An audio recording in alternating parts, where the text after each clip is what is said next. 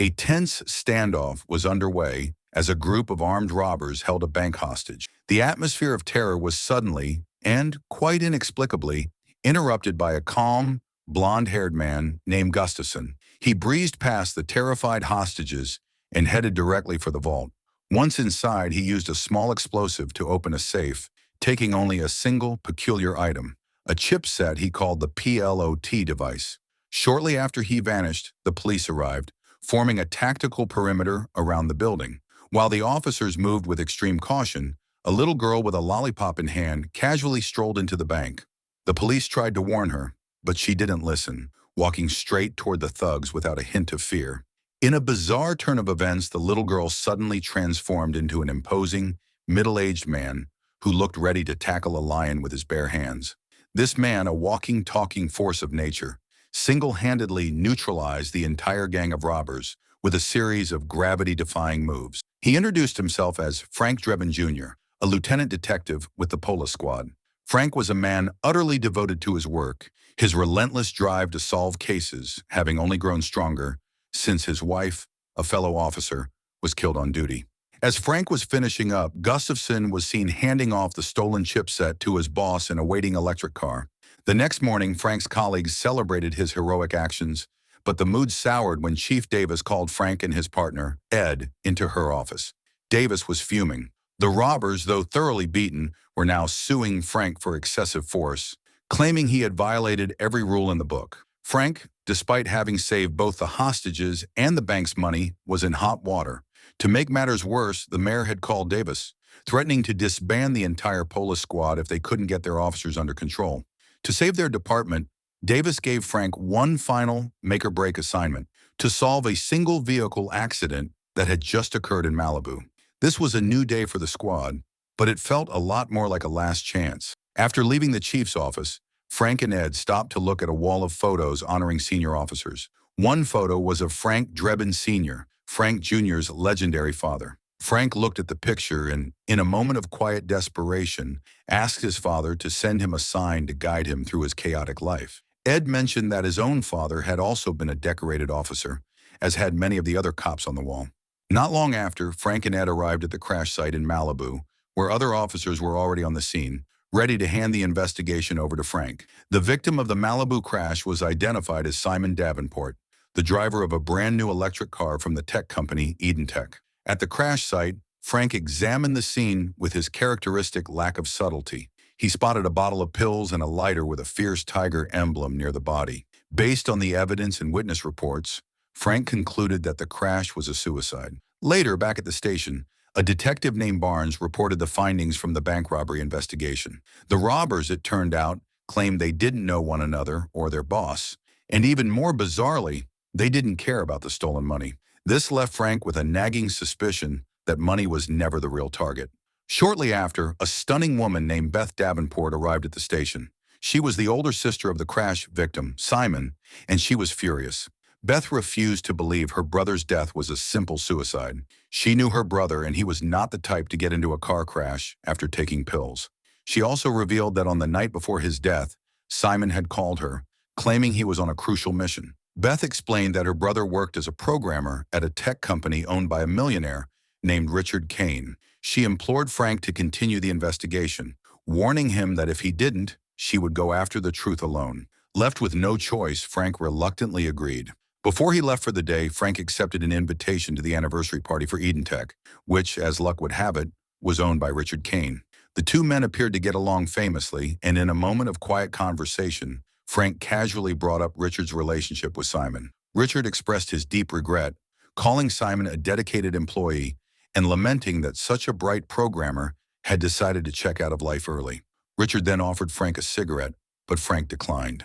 It was at that moment that Frank noticed the familiar tiger emblazoned lighter in Richard's hand. Feeling like he had gotten what he needed, Frank took his leave. Not long after Frank's departure, Richard made a call to an associate, asking them to prepare a little gift for Frank. The very next day, Frank received his present, a sleek, state-of-the-art, self-driving electric car that would put a Tesla to shame. Frank got back to work, this time to interrogate one of the bank robbery suspects. The bank robber immediately denied any involvement, but Frank had irrefutable evidence. He had strong evidence in the form of footage from his body cam. But before getting to that, the footage showed Frank's typical slapstick day. He was caught in a moment of powerful intestinal distress while pulling over a traffic violator, and later he deliberately discharged his firearm while waiting in line for a bathroom stall. The bank robber, overwhelmed by the evidence, confessed. He admitted he was working for a dangerous tech mafia. His job was to cause a ruckus and drain the money from the bank, while the right-hand man of the mafia boss stole something from a specific safe deposit box. The moment the bank robber revealed the owner of the safe deposit box targeted, box number 595, Frank was taken aback. It belonged to none other than Simon. The bank robbery and the car crash were no longer separate cases. They were connected. Meanwhile, a few miles away, Richard Kane was presenting his latest tech innovation to a group of investors. He was using the very same chipset that had been stolen from Simon's safe deposit box, a device that could influence the human brain and turn people feral. Richard's plan, which he had so arrogantly dubbed Project Inferno, was to broadcast this signal through every mobile phone in the world. As humanity spiraled into a violent frenzy and eventually wiped itself out, he and his people would be safely hidden in a lavishly equipped bunker. Once the chaos had settled and the world was theirs for the taking, Richard and his crew would emerge to claim global dominance. The project was utterly insane, and he was quite proud of it. After his shocking discovery, Frank felt more determined than ever to solve Simon's case. He now strongly suspected that Richard was the evil mastermind behind all the recent crimes. To investigate further, Frank went to a bar that Richard owned, a place that, according to police records, was the last location Simon had visited before his death. The bartender confirmed that Simon had been there, but when Frank pressed for more information, the rude and unhelpful bartender acted like an oblivious jerk. Annoyed, Frank, without a word, gave the man a quick lesson in professional conduct. Chastened, the bartender pointed Frank to the CCTV surveillance room, but unfortunately the room was heavily guarded by Richard's goons. While casing the joint, Frank was surprised to see Beth at the bar as well. She approached him, reiterating her serious intention to investigate her brother's death on her own. A few moments later, Richard himself showed up and greeted Frank like an old friend. Richard's eyes were immediately drawn to Beth, who was looking stunningly attractive. Since Beth's identity as Simon's sister had to be kept a secret, Frank, without a second thought, gave her a completely different name, Cherry Roosevelt. With their plan now in motion, Frank and Beth teamed up. Beth would distract Richard while Frank snuck into the CCTV room. To get there, Frank had to take out the guards. He managed to get inside and, in a typical display of his utter lack of grace, he tried to be as quiet as possible while stumbling, tripping, and making an inordinate amount of noise.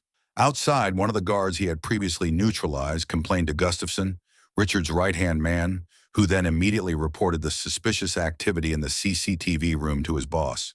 Realizing Frank was about to be caught, Beth ramped up her efforts to distract Richard, ratcheting up her charm with a truly aggressive display of flirtation.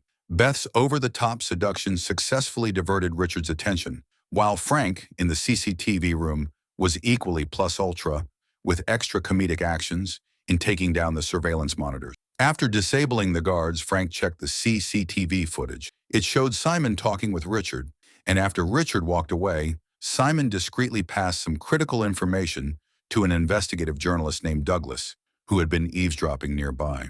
Suddenly, the CCTV showed Richard's security team gearing up to raid the room. Frank immediately ran for the back door, which triggered a loud alarm. Richard, realizing he had been duped, turned his attention from Beth to the chaos unfolding in his bar. In the midst of the chaos he had caused, Beth made her escape from the bar quietly, disappearing into the night. Meanwhile, Richard contacted the police chief, claiming that his private bar had been vandalized by a rogue officer. Hearing the report, Chief Davis, who had been roused from a perfectly good nap, immediately summoned Frank to her location. It didn't take long for Frank to arrive at his boss's home, the very bedroom where Davis and her husband were, a detail that was of no consequence in the chief's rage. Davis tore into Frank, furious that he had disturbed Richard, the city's most important benefactor. Despite Frank's attempts to explain that Richard was the mastermind behind Simon's murder and a global technology mafia, Davis refused to listen. Frank was put on a 2-week suspension, a harsh lesson in the true nature of power. Money talks. Back at home, Frank was surprised to find Beth already waiting for him in his apartment. She had come to get an update on the mission. Beth then put her powers of seduction to work and Frank, in his usual earnest way, fell for it completely. The two of them spent the night talking, getting to know one another, sharing personal stories, and stepping beyond personal boundaries. Unbeknownst to them, Gustafson, the blonde-haired henchman, was watching from the rooftop of the building across the street. With his high-tech, wall-piercing binoculars, he kept a close eye on their not-so-nice movements, although it was just the angle that messed up what he saw. Since that night, Frank and Beth became a couple. They even went on a quick honeymoon, spending Frank's 2-week suspension on a romantic getaway. As soon as his suspension ended, Frank got back to work. His first order of business was to track down the journalist Douglas, who had met with Simon on his last night. When Frank arrived at Douglas's apartment, he found it eerily quiet with no signs of life. He did, however, find a strange red liquid on the floor and a note. The note instructed anyone who read it to pick up the knife on the desk. A second note then ordered him to record a video saying he had done it. Frank, in a moment of pure, unadulterated simple-mindedness, followed all the instructions to the letter. When he went to check the bedroom, he found Douglas lying motionless, obviously dead.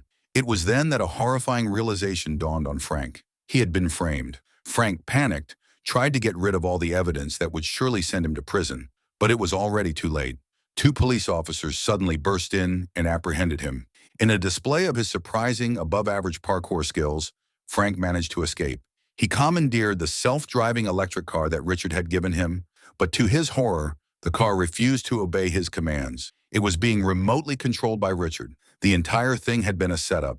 After framing Frank for Douglas's murder, Richard's new plan was to kill him by programming the car to drive straight into the ocean at the end of the road. Fortunately, after a desperate struggle, Frank managed to get out of the car just in time, escaping the wreck in one piece.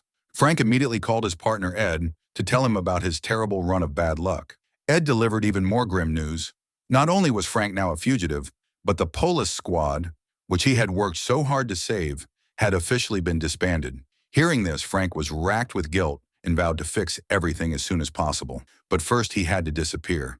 Not only was he being hunted by the police, but Richard and his people were also on his tail. Frank turned off all his communications, but he did use a taxi driver's phone to briefly communicate with his team. Frank himself went into hiding at Beth's apartment. While tending to a wound on Frank's hand, Beth revealed the shocking secret her late brother had told her. Simon had been working for Richard on a new device, a powerful technology that could mentally control people by raising or lowering their emotions. Hearing this, Frank was immediately disappointed. He felt like Beth was just using him to fix a problem created by her own brother. Their relationship suddenly found itself on a knife's edge. Not long after, Ed called Frank at Beth's apartment. He delivered some good news. He and the rest of the team had managed to capture their prime suspect, the blonde-haired henchman Gustafson, who was a key figure in Richard's grand scheme. Gustafson later woke up in a hospital bed, handcuffed to the railing. When he saw a news report on TV about the arrest of Richard Kane, a look of shock crossed his face. Just then, Frank appeared and began interrogating him. At first, Gustafson refused to speak, but Frank, using his signature deadpan interrogation methods, managed to absolutely terrify the henchman. After being scared half to death, Gustafson confessed everything. The name of Richard Kane's evil plan was Project Inferno, a mission to use the mind-controlling waves to make the entire human population go feral, thereby reducing the population. He revealed that the waves would be launched at the World Wrestling and Boxing Championship that very night. After Gustafson spilled all of the details, Frank revealed that the hospital was a sham. Gustafson's confession had been recorded and was being monitored by the remaining members of the police squad. However, Frank himself was also caught in a trap set by Officer Barnes, who had been waiting to arrest him for the murder of journalist Douglas. In a surprise twist, Barnes was also arrested for a bribery case involving the building's owner. It was a classic case of the pot calling the kettle black, and the scene ended with Barnes being arrested. Without wasting any time, Frank put his plan into motion. Ed went undercover as a beer vendor, while Frank made his way to the rooftop where 2 large antenna spheres were broadcasting the brain-controlling waves. At the same time, Beth, now with a new haircut, had managed to infiltrate the VVIP section where Richard was watching the fights with his security team. However, Beth wasn't there to charm Richard. She was there to avenge her brother. As Beth pointed her gun at Richard and pulled the trigger, nothing happened. Richard was 1 step ahead of her, having taken all the bullets from her gun. To make matters worse, he revealed that he knew about her disguise and all the other guns she had somehow hidden all over her body. Before she could react, Beth was taken prisoner by Richard.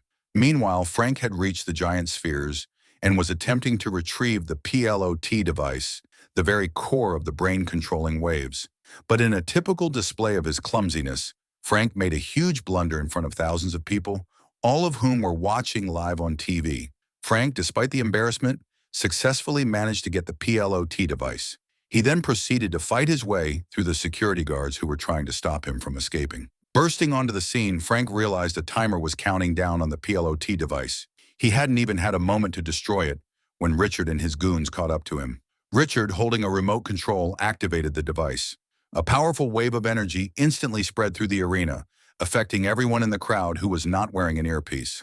The crowd descended into a primal state, a raging mob of people brawling uncontrollably.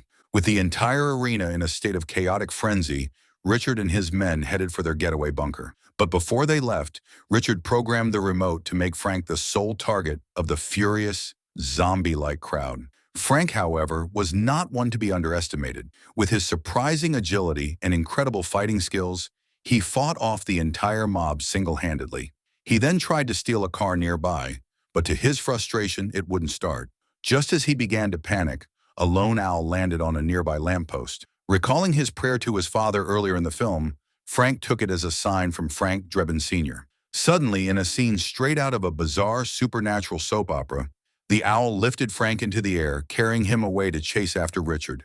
Frank quickly caught up to Richard, taking out all of his henchmen in a blur of motion, leaving Richard completely alone and cornered. The time had come for a one-on-one showdown. Richard, however, was not ready to give up. He activated a hidden jetpack in his sleeves, a final desperate attempt to escape.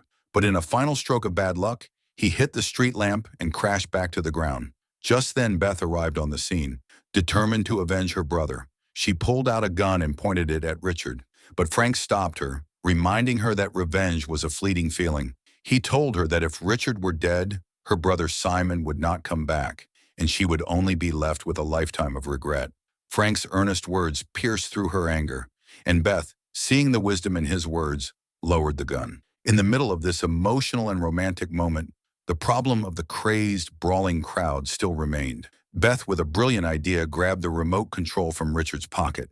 She changed the waves from aggressive mode to a calming one, and instantly the mob's anger disappeared. People began hugging each other, their fury replaced with an overwhelming sense of love and affection. With the crowd now completely calm, the police arrived and finally took Richard into custody, putting an end to his global scheme. His plan to dominate the world had failed spectacularly,